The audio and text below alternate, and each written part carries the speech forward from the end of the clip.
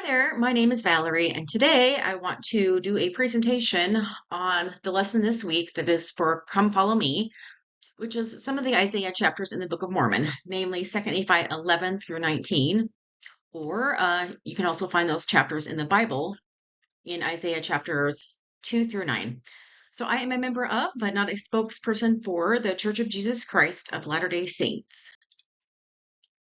So to begin, some of the goals I have this week of this presentation are to communicate the importance of Isaiah, to paint a picture of our glorious future by combining the prophecies of Nephi with those of Isaiah.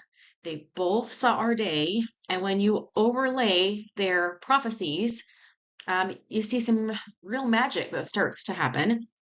And then my third goal, of course, is to introduce you to a very loving Savior and some truths and laws of heaven, namely, come unto Christ and be saved, or deny him and risk being destroyed. All right, so in 35:23, 1 to 3, we read a commandment from Christ. Now, he gave this commandment as he came to visit the ancient inhabitants of America, the Nephites and the Lamanites, and he said to them, And now, behold, I say unto you that ye ought to search these things. Yea, a commandment I give unto you that ye search these things diligently. For great are the words of Isaiah. For surely he spake as touching all things concerning my people, which are of the house of Israel. Therefore it must needs be that he must speak also to the Gentiles. And all things that he spake have been and shall be, even according to the words which he spake. So Christ is giving an endorsement of Isaiah. It doesn't get any better than that. Also, note that Isaiah is not just speaking to the house of Israel. He's not just giving us a history lesson of what happened to ancient Israel. These things are to be again, which is something notable about the way that the Jews write their scriptures. They don't write just with the past in mind. They're also seers. Isaiah was a seer, so he could see into the future. And so his prophecies can have multiple fulfillments. All right, so to begin, I'm going to start in kind of a strange place, and that is in 1st Nephi chapters 13 to 14. And I'm doing this because it'll quickly show you how what Nephi saw also dovetails with what Isaiah saw. And when you layer those two visions on top of each other, just some real magic happens. Okay, so like Isaiah, Nephi saw in vision his day through to the end of the world. And as Nephi saw God work with each covenant generation, he had a deeper appreciation for Christ as recorded in Isaiah. So these guys both saw the same thing. And Nephi wanted his posterity to know Christ, to understand the importance of being a covenant people.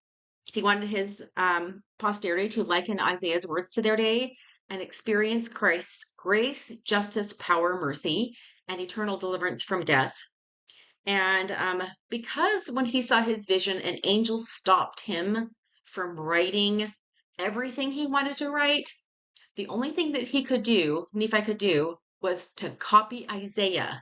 Because he's like, well, John isn't born yet. I can't share what was written in the book of Revelation, because I haven't seen it. But I can write what's in Isaiah because I do have that. So let's take a look at what he saw in his vision. So he saw in his vision the kingdoms and the nations of the Gentiles. So he probably saw Europe to begin with. He saw the formation of a great and abominable church. And so the visual there I have is a wolf in sheep's clothing. And what this church did is it took the Bible and took out some plain and precious parts of it. And when it took out those plain and precious parts, all of a sudden Christ's gospel became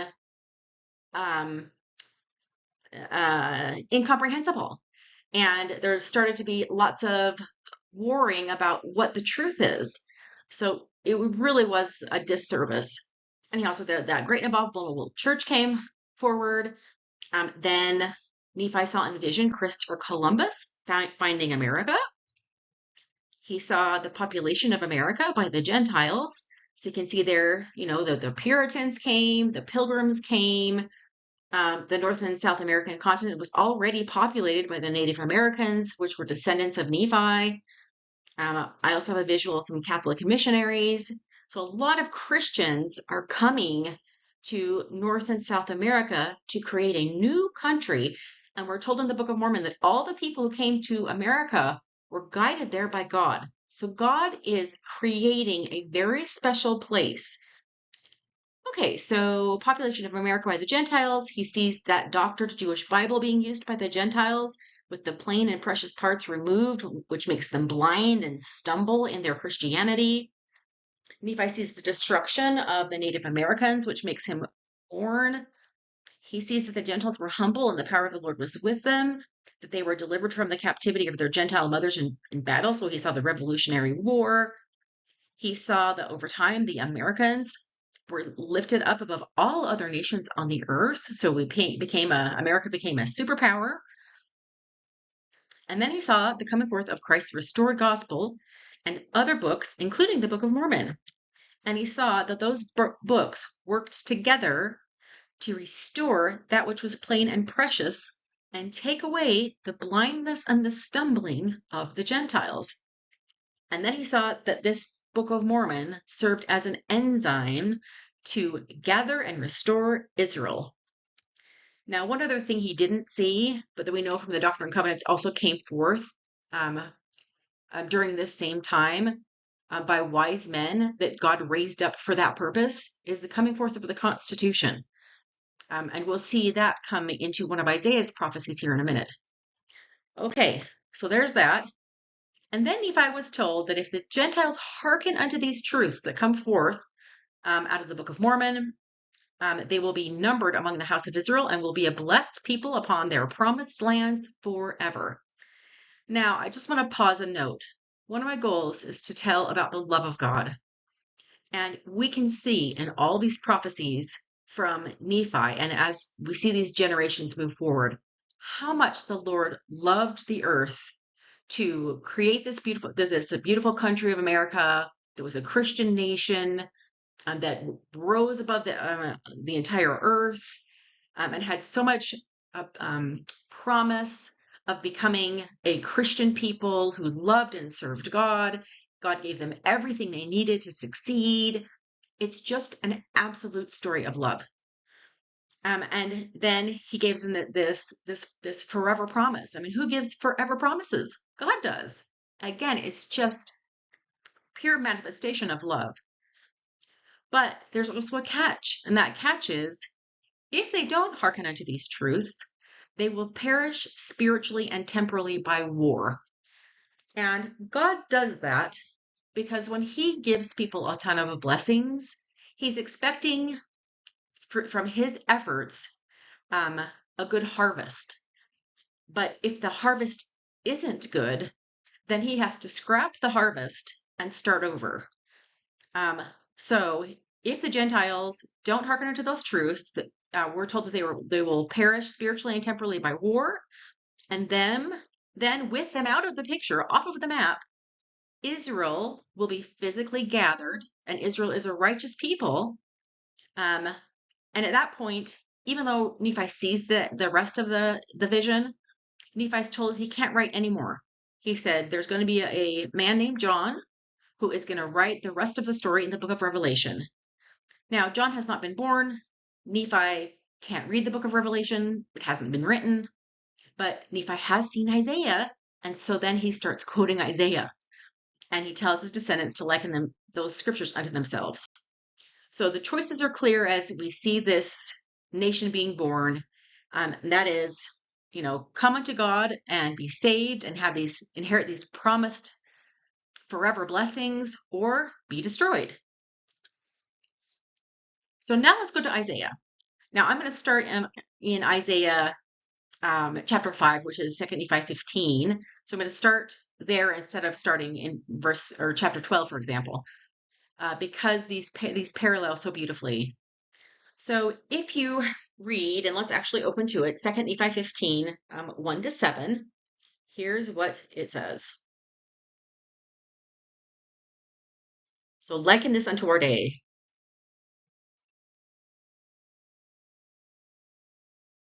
Sorry, it's taking me a minute to get there.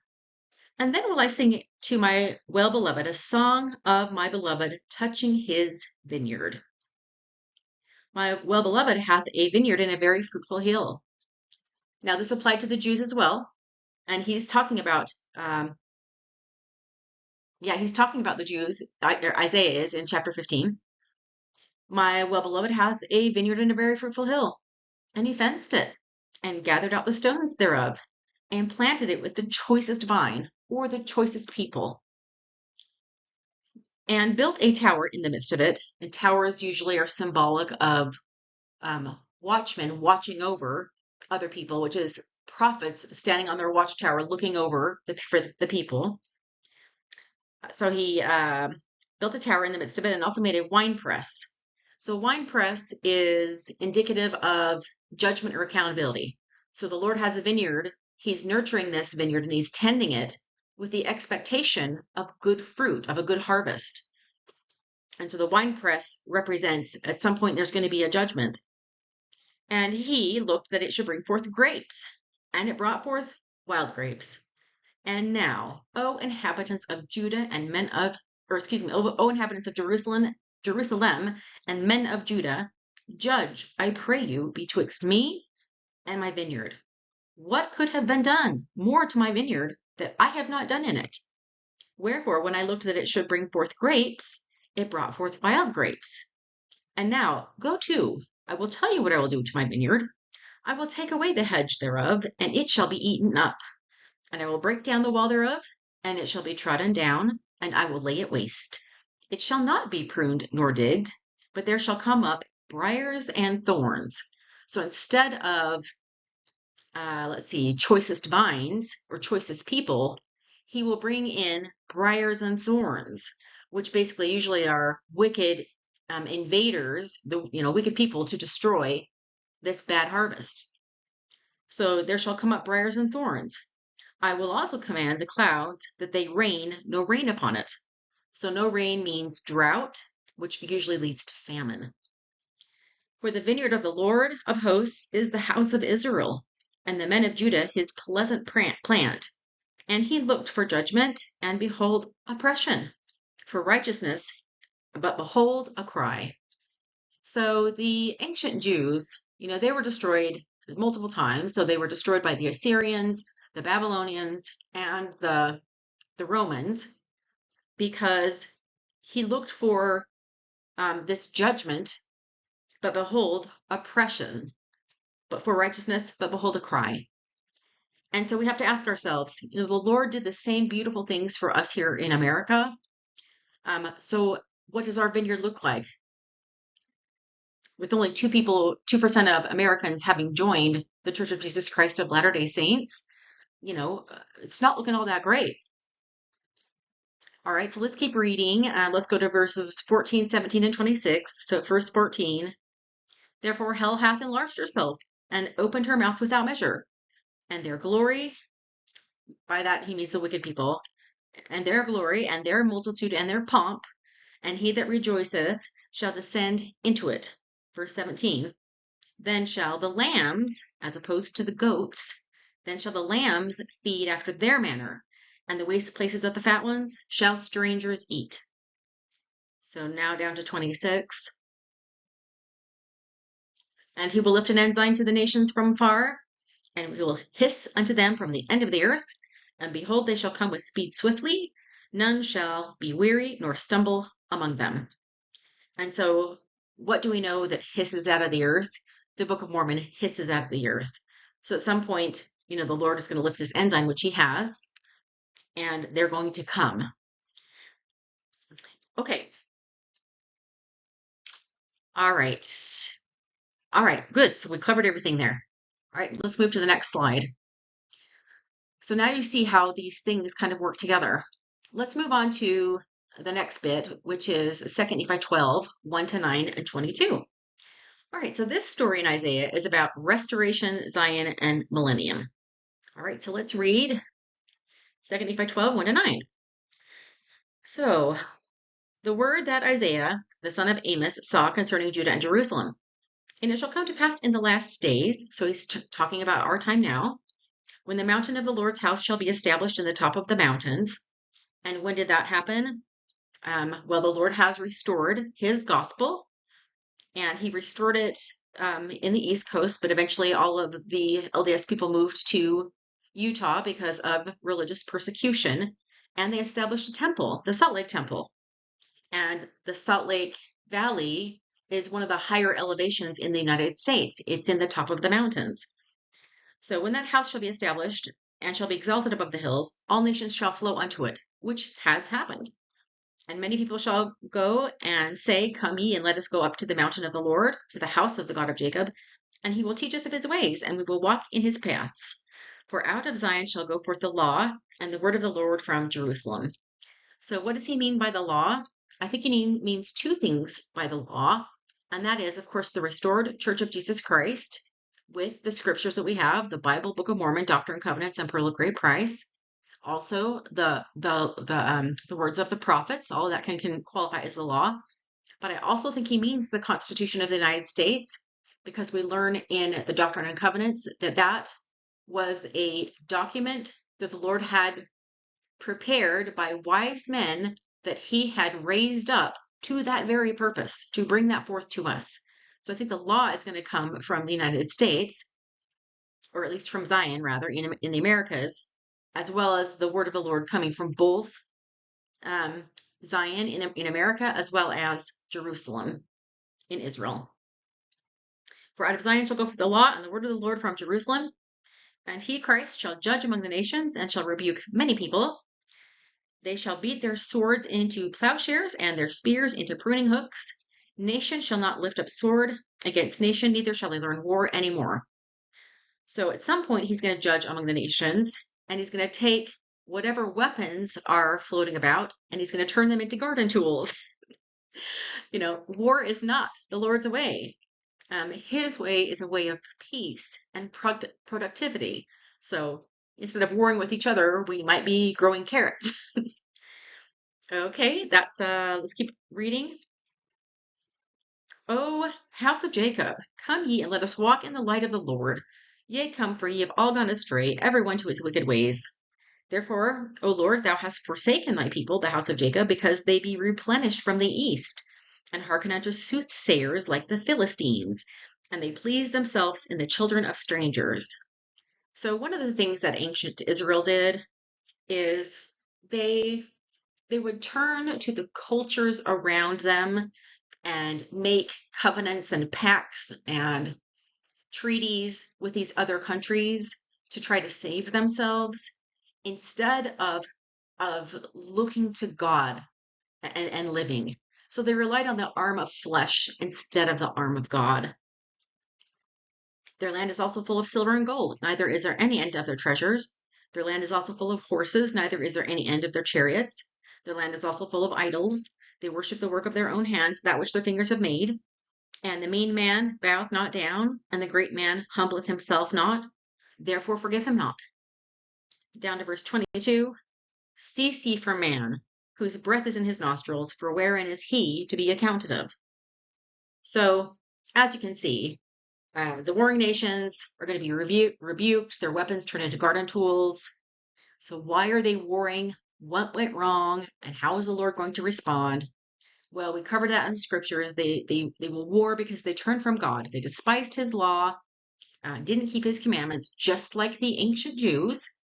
And we will have subjected ourselves to Satan. And when you forsake God, you're forsaking his ability to bless you. And translation, those blessings go away. So what commandments are we prophesied to break in the future? What did we do wrong? What we departed from his ways and committed sins of pride, haughtiness, inequality, contention, and worship of idol gods. So what are some of the idols of today? So some of our idols of today are our technology, our cars, our money, our properties, our houses, our investments. I think too that like the ancient Jews, how they adopted the cultures of the people around them, we have adopted the cultures of our time, and perhaps rely on the arm of man way too much instead of relying on God. So what's going to happen if the same pattern of ancient Israel is followed? We too will be humbled and smitten with war, which is a general condition of the last days. So we're shown these patterns in a message of repentance. Don't rely on the arm of flesh.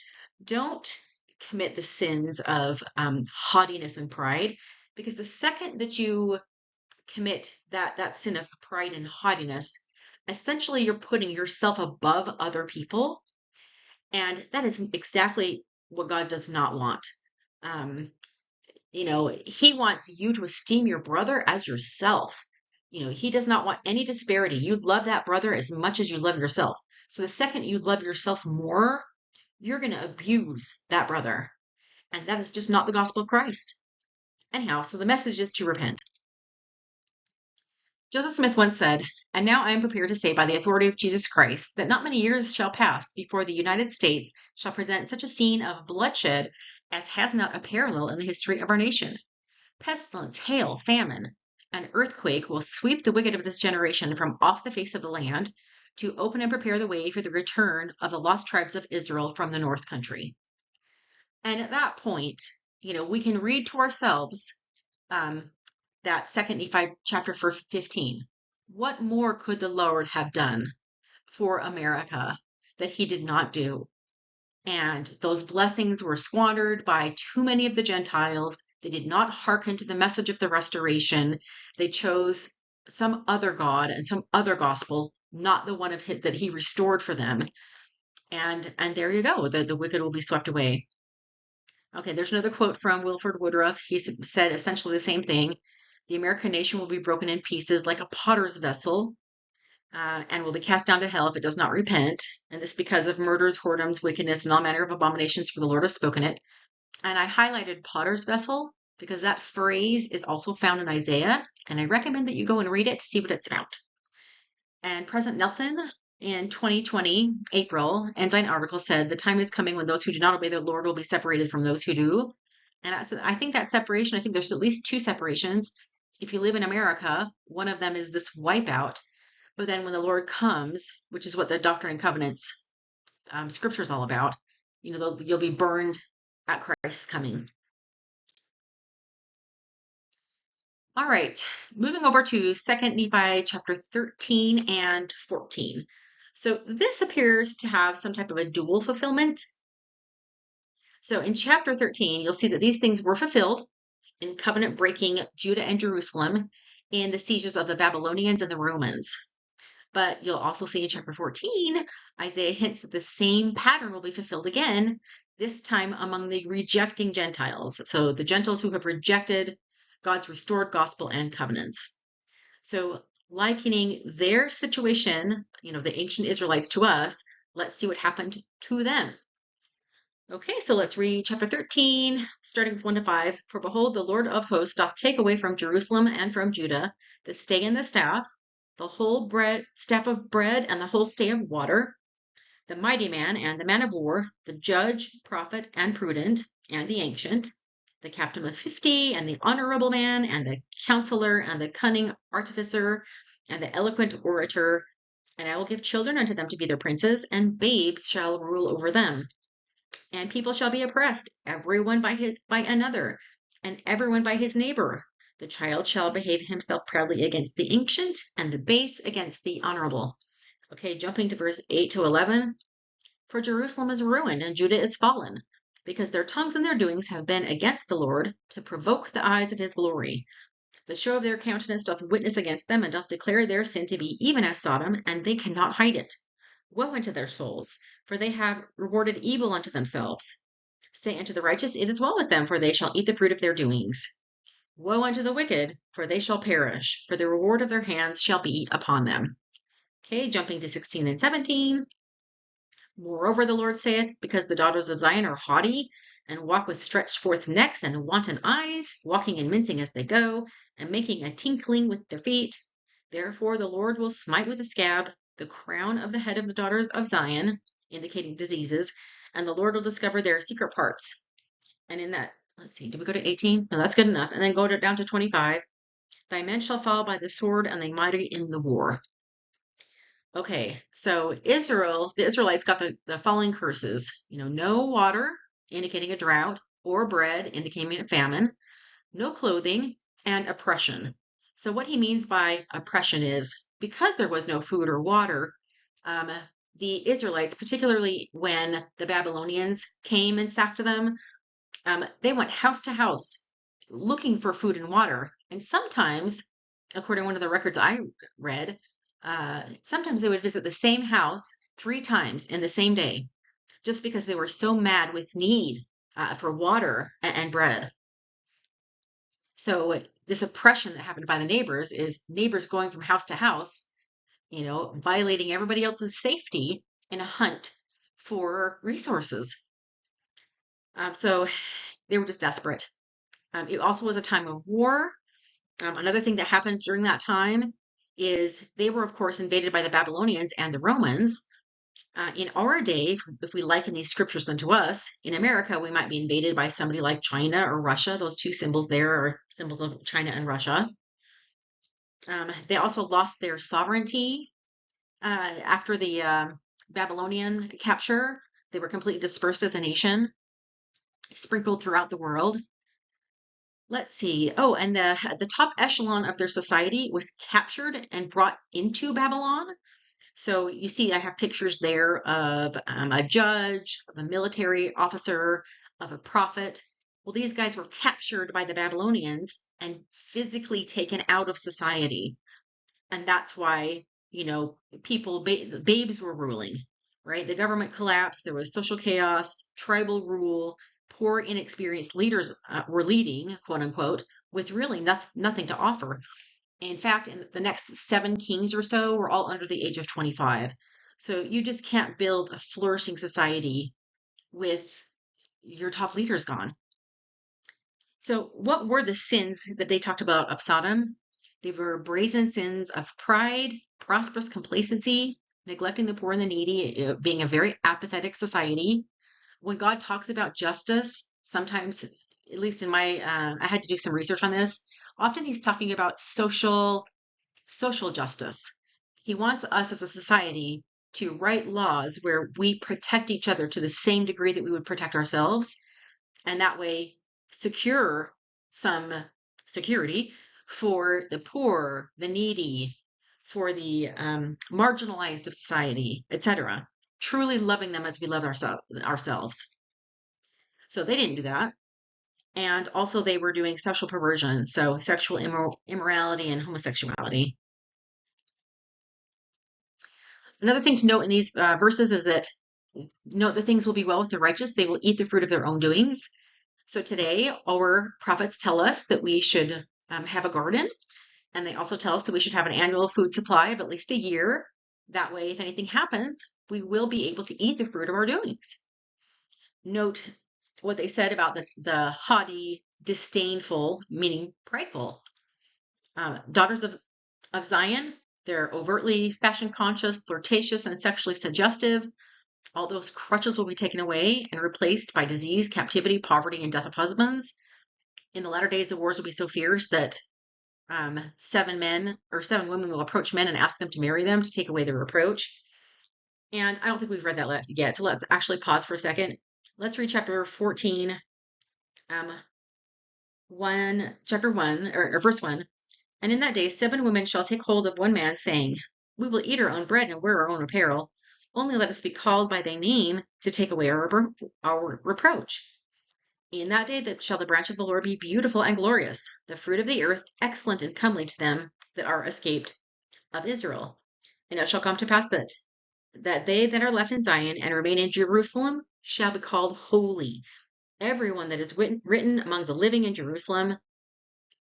Verse 5, And the Lord will create upon every dwelling place of Mount Zion, and upon her assemblies, a cloud and smoke by day, and the shining of a flaming fire by night. For upon all the glory of Zion shall be for a defense. Now these things have not happened yet. This is in the future. Verse 6, And there shall be a tabernacle for a shadow in the daytime from the heat, and for a place of refuge, and a covert from storm and from rain. So going back to that third bullet point. So in the latter days, the wars among us will be so fierce that 7 women and it's not exactly seven, it's, many women will approach men and ask them to marry them to take away their reproach, their loneliness, lack of support, inability to bear children or to have a good future. We're also told that following a massive purge as a result of God's judgment upon the wicked in the latter days, that those left behind will be holy. So you see how all these patterns just repeat themselves. The wicked are destroyed and the righteous inherit the good places. And every dwelling place of Mount Zion will have a cloud and smoke by day and a shining of a flaming fire by night. And that glory, which warring, unrighteous nations, they won't be able to understand what that is. They'll be afraid of this glory and they won't attack it. It will be a true defense. They will think that it's some crazy technology that we have that they don't have. And in a way, of course, they're right. And they won't attack us because they will fear it. Okay, so I hope that this lesson has, really helped you to see the patterns that God works by as he works with his various children. Okay, so lastly, if you want to stick with me here for just a little bit more, here's some of the glory that we're also going to experience. So let's see, 2 Nephi 18, 5-9. So this talks about, well, I'll just read. The Lord spake also unto me again, saying, forasmuch as this people refuseth the waters of Shiloah that go softly. So Christ is that water of Shiloah. He's the living water, and he's soft. So if we reject his softness and rejoice in Rezin and Remaliah's son. Now, Rezin and Remaliah were ancient leaders that made covenants, treaties really, with Judah. And again, it showed that if you reject Christ and you rely on the arm of man, this is what's going to happen in verse 7. Now therefore, behold, the Lord bringeth up upon them the waters of the river, strong and many, even the king of Assyria, and all his glory. And he shall come up over all his channels and go over all his banks.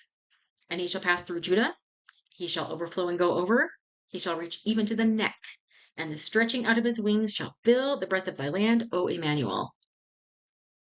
So, not good.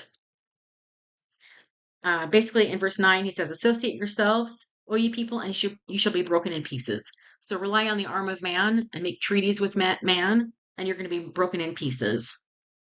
Let's see, going to verse 13. Sanctify the Lord of hosts himself, and let him be your fear, and let him be your dread. Moving over to chapter 19. Here's some of the glory.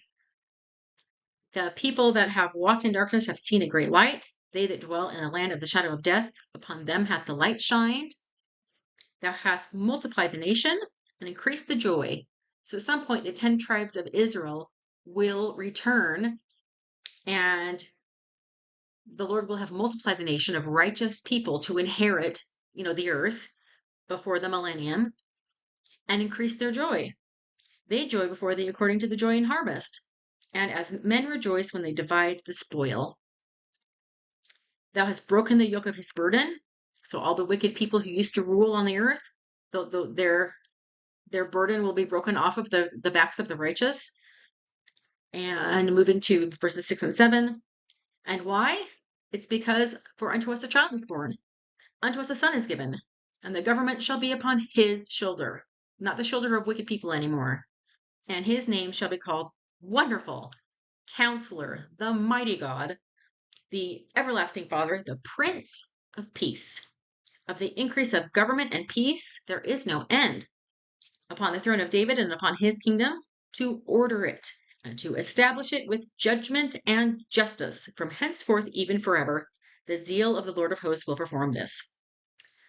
So there you go. I hope that makes clear the choices that we all have to make.